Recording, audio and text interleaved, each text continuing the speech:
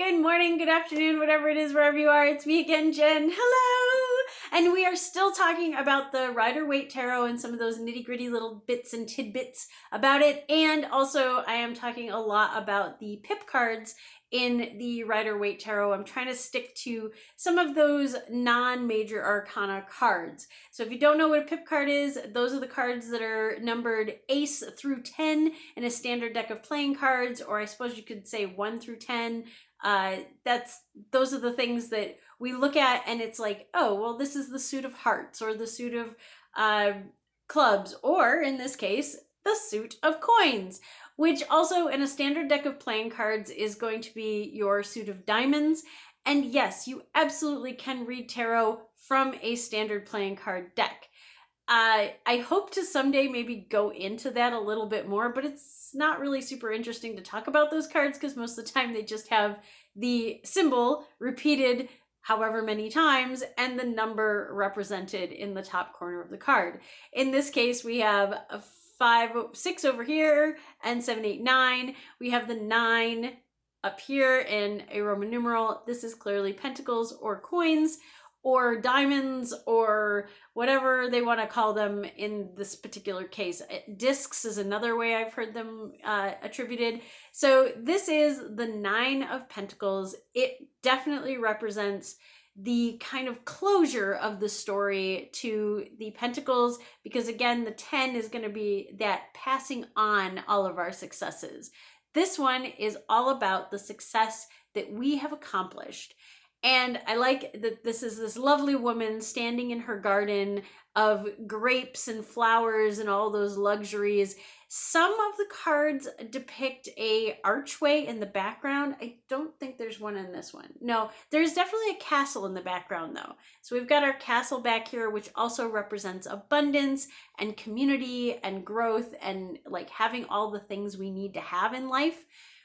I want to point out 2 super important things about this card. I probably will go over my usual time with this card because there's an abundance to talk about, as is typical of the coins. So the 2 animals I want to talk about on this card are the bird that is on her hand and this little guy down here who's probably super hard to see, but he's adorable.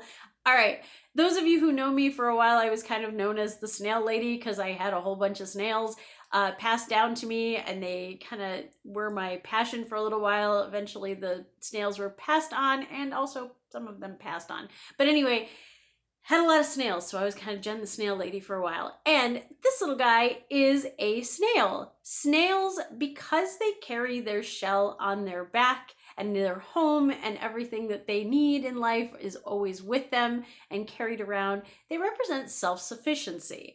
And I know from my experience, as well as kind of listening to other people when they're reading the tarot, this little guy is often overlooked, and he's a huge clue to the meaning of this card. So you have our little snail, and he represents self-sufficiency. And yes, this gal is clearly self-sufficient.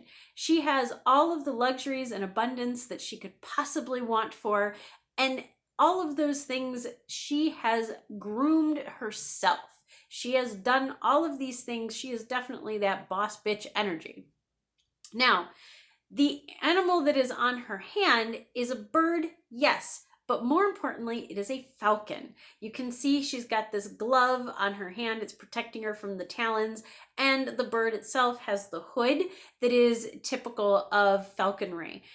Anybody who is out there that does any kind of work with raptor birds and things like that, especially falcons, knows this bird is not one that's going to do what it's told right away. You have to train it.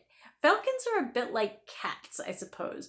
They don't necessarily want to do what you want them to do. They know they're better than you, but if you can train them and earn their trust and their loyalty, they are well worth having if you are a hunter or do things like that with the raptorial birds.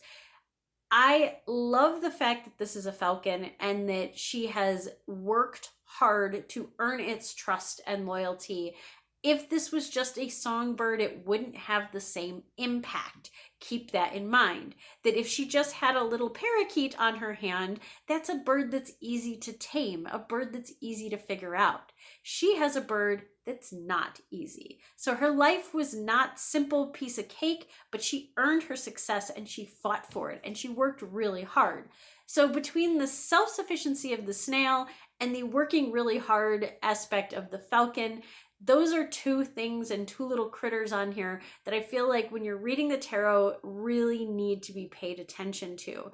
And again, because I talked super long about the little critters, probably won't get a chance to go into some of the other stuff.